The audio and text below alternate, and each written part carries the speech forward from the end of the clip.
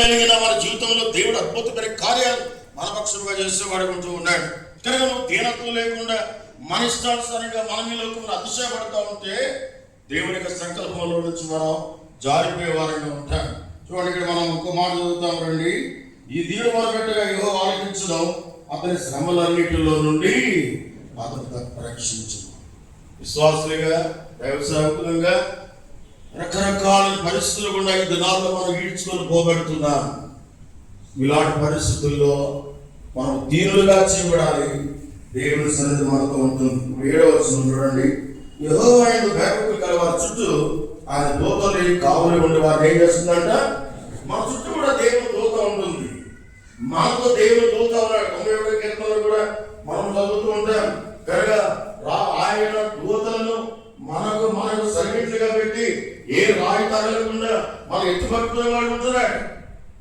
ఎన్నో రకాలైన సమస్యలు కూడా మనం వెళ్తూ ఉన్నాం. ఎన్నో రకాల ఇబ్బందులు లేని పరిస్థితులు మనం వెళ్తూ ఉన్నాం.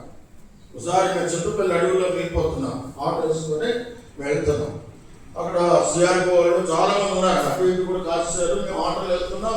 ఈ ఆటో డ్రైవర్ భయపడిపోయాడు. పోలీసు వాళ్ళు చూసి భయపడిపోతే అవతలు పెట్టాలని చెప్పారు.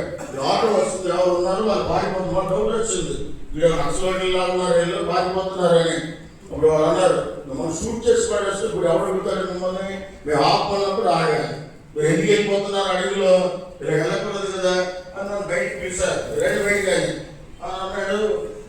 నన్ను పాస్టర్ అయితే రాత్రిగా అయింది. ఇప్పుడు మీరు ఎక్కడికి వెళ్తున్నారు మీరు? ఇవన్నీ అడిగారు. అని చెప్పిన తర్వాత అప్పుడు ఆటో డ్రైవర్ మా ఎదురు కొట్టారు. కనుక అప్పుడు చెప్పాను వాళ్ళకి, ఇలా బస్సులు లేవు కదా, లేట్ అయిపోయింది, వెళ్ళకూడదు అంటే మీకు తెలియదు కదా, అక్కడ జరుగుతుంది, వాళ్ళ వార్ జరుగుతుంది, మీరు ఎందుకు వచ్చారు? అప్పుడు అర్థమైంది భయం ఏంటో. ఆ తుఫానుతో భయపడిపోయాం కదా. ఎన్నో సమస్యలు మనకు ఉన్నాయి.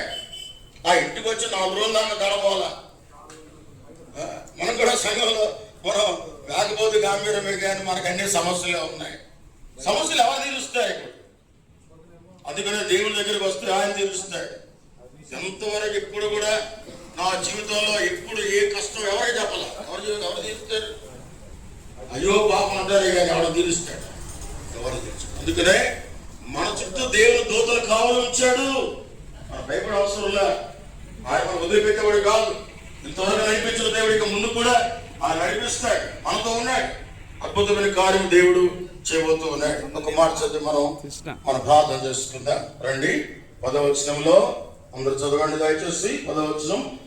సింహోపేలు లేమి గలవై ఆకలి ఉన్నను యెహోవా ఆశ్రయించిన వారికి ఏ మేలు కొదువై ఉండదు. అంత అద్భుతమైన మాట. ఆయన ఆశ్రయించిన వారికి ఏ మేలు కొదువై ఉండదు.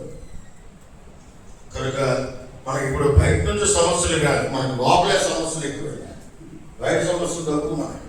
అయితే దేవుడి వైపు చూస్తే ఆయన అద్భుతంగా దేవుడు మనకు సహాయం చేస్తాడు. 17వ వచనం. నీతిమంతులు మొదలుపెట్టగా యెహోవా ఆలకించును వారి శ్రమలన్నిటిలోని వారిని దేవుడు ఏం చేస్తాడంట? విడిపిస్తాడు. నీతిమంతులు మొదలుపెట్టాడు.